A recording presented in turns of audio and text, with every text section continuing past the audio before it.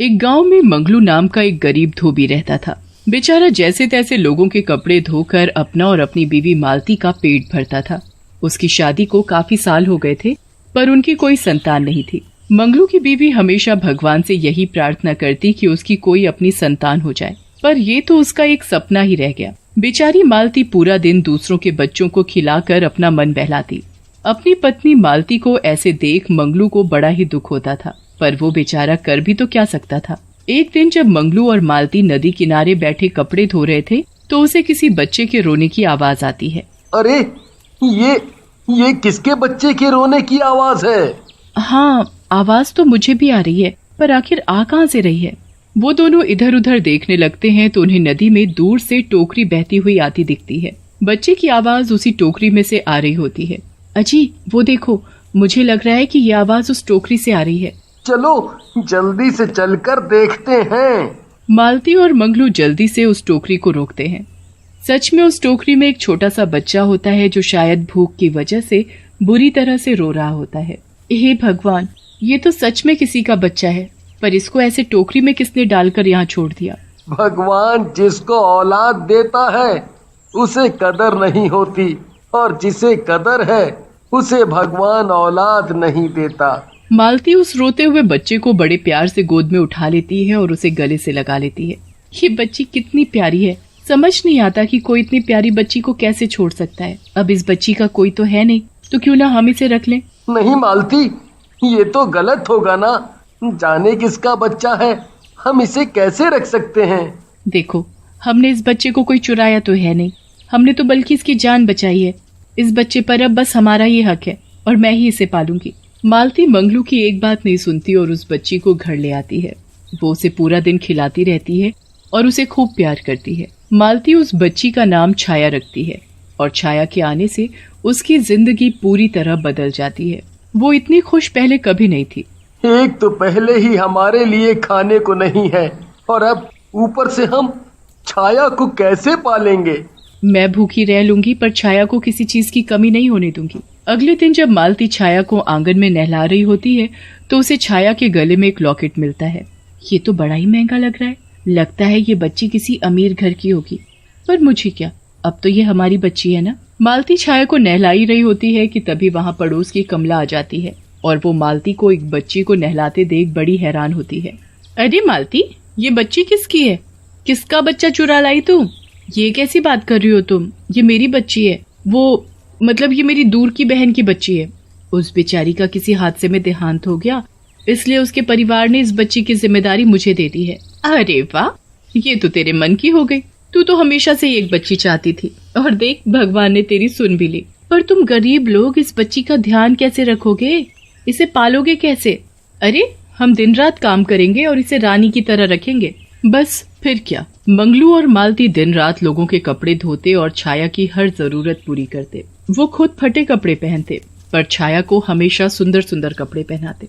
खुद भूखे रहते, पर छाया को हर चीज खिलाते। धीरे धीरे करके छाया 5 साल की हो जाती है और अब मालती को उसकी पढ़ाई की चिंता होने लगती है। अजी, अब हमारी छाया स्कूल जाने लायक हो गई है। हाँ, पर स्कूल भेजने के लिए हमारे पास पैसे कहाँ हैं? आप ऐसे मत बोलो। आपने जो मेरी दवाई के पैसे रखे हुए हैं वो निकाल लो, पर छाया को स्कूल में डाल दो। कैसी बात कर रही हो तुम मालती? तुम्हारे शरीर में इतना दर्द रहता है, तुम बिना दवाई के कैसे रह पाओगी? हैं? उन पैसों के बारे में तो सोचना भी मत। मैं कुछ और सोचता हूँ। अब मालती को दिन रात छाया की पढ़ाई की चिंता सताने लगती है। मालती अपनी तरफ से पूरी कोशिश करती है और छाया को स्कूल में डलवाई देती है। देख छाया, आज तेरा स्कूल में पहला दिन है, तू अच्छे से पढ़ाई करना और किसी के साथ शैतानी नहीं। ठीक है माँ, आप चिंता मत करो। मालती अपने इलाज के पैसे छाया की पढ़ाई में लगा देती है और खुद तकलीफ सहती है। मंगलू को ये बिल्कुल अच्छा नहीं लगता, पर मालती को तो छाया के आगे कुछ दिखता ही नहीं था। एक दिन जब मालती बाहर आंगन में बैठी होती है तभी वहाँ छाया स्कूल से रोती हुई आती है। मालती उसे देख डर जाती है। हे भगवान, क्या हो गया मेरी बच्ची को? छाया बेटी, क्या हुआ? तुम रो क्यों रही हो? माँ, आज मैं स्कूल में गिर गई और मेरे कपड़े फट गए। देखो, मेरे जूते भी फट गए माँ। अब मैं क्या पहनूंगी? अब मैं स्कूल कैसे जा पाऊंगी? अरे पागल, तुझे ये सब सोचने की कोई जरूरत नहीं है, मैं हूं ना। एक काम कर, तू जल्दी से कपड़े बदल ले और ये कपड़े मुझे दे दे, मैं अभी इसे सिल देती हूँ। छाया कपड़े बदलकर फटे कपड़े मालती को दे देती है। मालती सुई धागा लेकर उस कपड़े को सिलने बैठ जाती है। कपड़े तो वो जैसे तैसे ठीक कर देती है, पर जूते कुछ ज्यादा ही फट चुके होते हैं, जो ठीक भी नहीं हो रहे होते।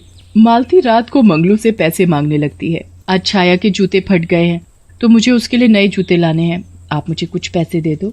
अरे मालती, घर में खाने को तो है नहीं और तुम पैसे मांग रही हो।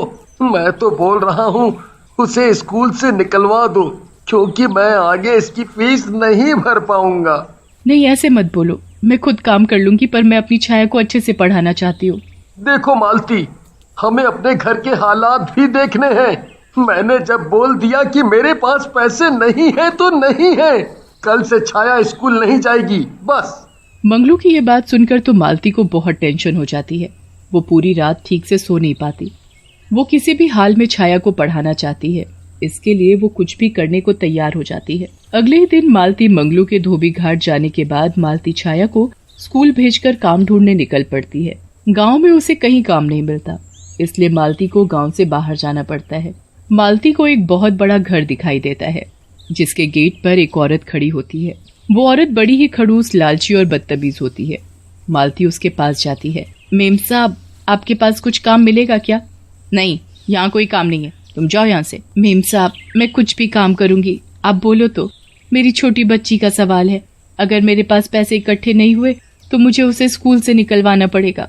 उसके बाबा ने तो साफ मना कर दिया है कि उनके पास पैसे नहीं है, पर मैं अपनी छाया को पढ़ाना चाहती हूँ। ये अच्छा मौका है किसी से कम पैसों में काम करवाने का, इसे रख ही लेती हूँ। वो औरत मालती को काम पर रख लेती है, पर उससे इतने कम पैसों में खूब काम करवाती है।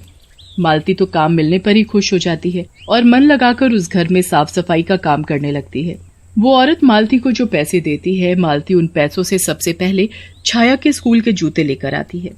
ऐसे ही काम करते करते काफी दिन हो जाते हैं। छाया खूब मन लगाकर पढ़ाई करती है। सालों बीत जाते हैं और अब छाया पढ़ लिख कर डॉक्टर बन जाती है। उसके डॉक्टर बनने पर सबसे ज्यादा खुशी मालती को होती है। वो तो पूरे गांव में खुशी से नाचने लगती है और सबको बताती है कि उसकी बेटी डॉक्टर बन गई है। मेरा सपना आखिर पूरा हो ही गया, मेरी छाया पढ़ लिख कर डॉक्टर बन गई, डॉक्टर। ये सब तुम्हारी वजह से हुआ है मालती। तुमने जो छाया के लिए किया है वो किसी से छुपा हुआ नहीं है। अब आप दोनों को काम करने की कोई जरूरत नहीं है। ठीक है, कल मैं मेम साहब को जाकर मना कर दूंगी। वैसे भी मुझे पता है मैं कैसे उस घर में मेम साहब का काम कर रही हूँ। उनके जैसा लालची और कंजूस इंसान मैंने नहीं देखा। क्यों ना मैं भी आपके साथ उनके घर चलूं? हाँ हाँ बेटी, क्यों नहीं, ये तो बहुत ही अच्छी बात है। अगले ही दिन मालती एक मिठाई का डिब्बा लेकर अपनी मेम साहब के घर जाती है और छाया भी मालती के साथ जाती है। मेम साहब, मेम साहब देखो, मेरी छाया डॉक्टर बन गई। अरे वाह, ये तो बड़ी ही खुशी की बात है, मुबारक हो छाया। मेम साहब जैसे ही छाया की तरफ देखती है तो उसकी नजर छाया के गले में पड़े हुए लॉकेट पर जाती है। लॉकेट देखते ही मेम साहब के होश उड़ जाते हैं। क्या हुआ मेम साहब, आप चुप क्यों हो? नहीं कुछ नहीं, बस ऐसे ही। अच्छा मेम साहब, ये लो मिठाई, और अब मैं चलती हूँ। हाँ, और अब कल से मैं काम पर नहीं आऊंगी। मेरी बेटी ने बहुत बड़ा घर लिया है शहर में और अब हम उसी में रहेंगे और अब मैं काम नहीं किया करूंगी। ये तो वही है जिसे मैंने सालों पहले पानी में बहा दिया था। मेरी बेटी ये तो डॉक्टर बन गई और खूब कमाती होगी, इसे तो रोकना पड़ेगा। मालती और छाया वापस जाने ही लगते हैं कि तभी मेम साहब उनको रोक कर बोलती है, रुको छाया, मेरी बच्ची, तुम मेरी बेटी हो। ये आप क्या बोल रहे हो? ये लॉकेट, तुम मेरी ही बेटी हो। माँ, ये सब क्या है? ये आंटी ऐसे क्यों बोल रही हैं? मुझसे बहुत बड़ी गलती हो गई थी बेटी। तुम लड़की थी इसलिए मैं तुम्हें रखना नहीं चाहती थी और तुम्हें एक टोकरी में डालकर बहा दिया। तो आज आपका प्यार कैसे जाग गया? क्योंकि मैं डॉक्टर बन गई इसलिए?